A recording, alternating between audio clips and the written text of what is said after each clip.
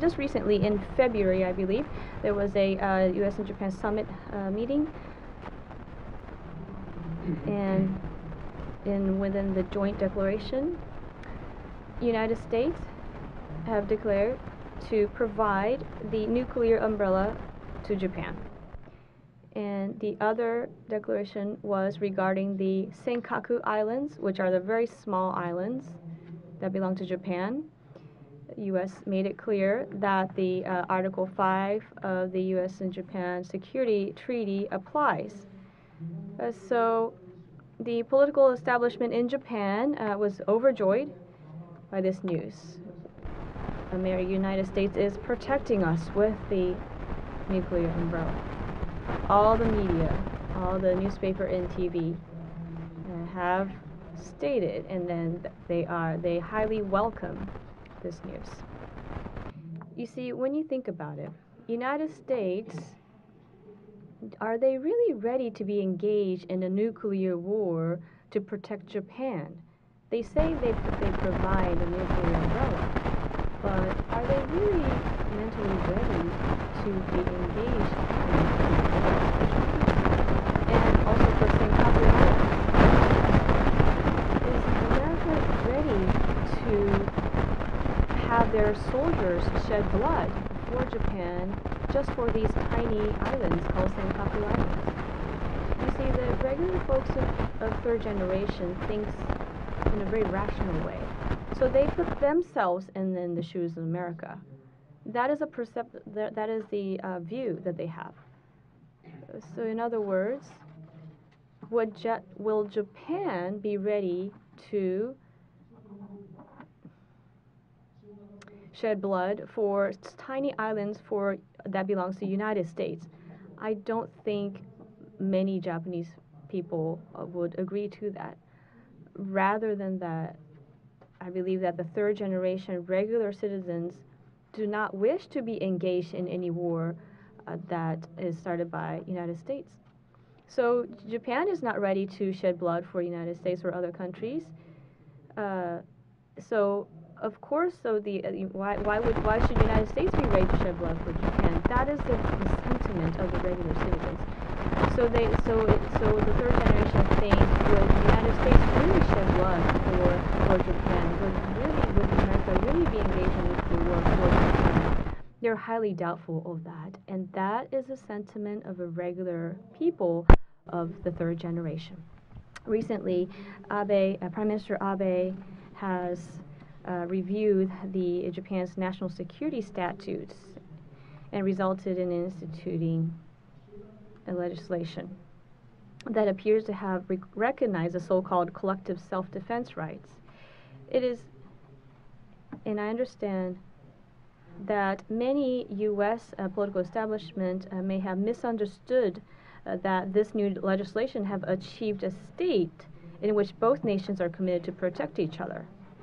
Of course, Prime Minister Abe fought hard, but this new piece of legislation is limited within the scope of protecting Japan, and within that scope, the legislation is designed to help or assist U.S. Therefore,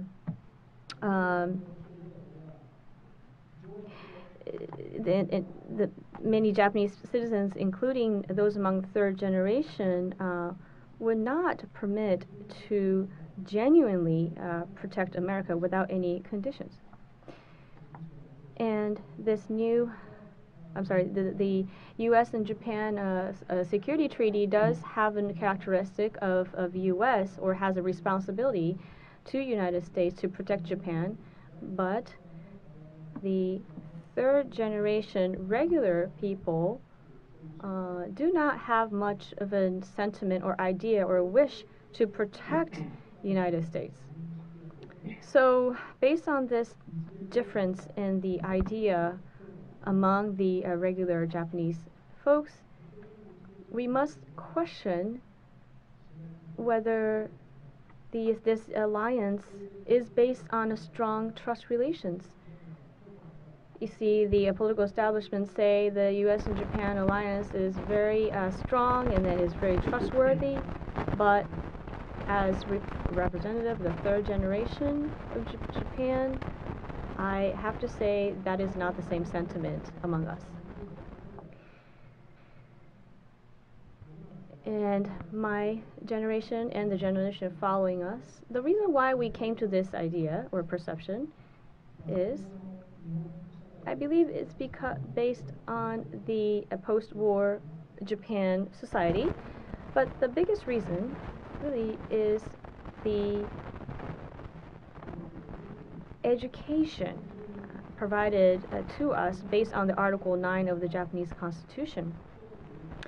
This Article 9 really briefly says it's an ideology that values talks about peace.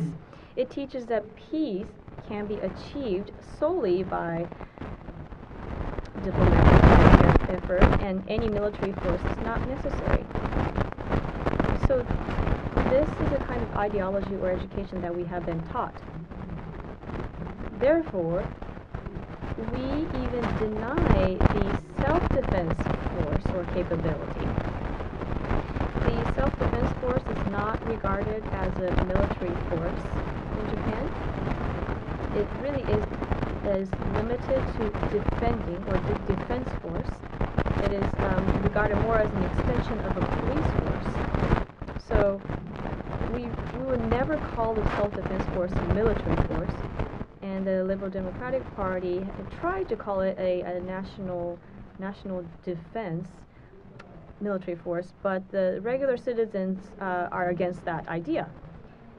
So the Japanese people do not really think about the military or having a military force. So it's beyond imagination for us to think about protecting other countries with our military force.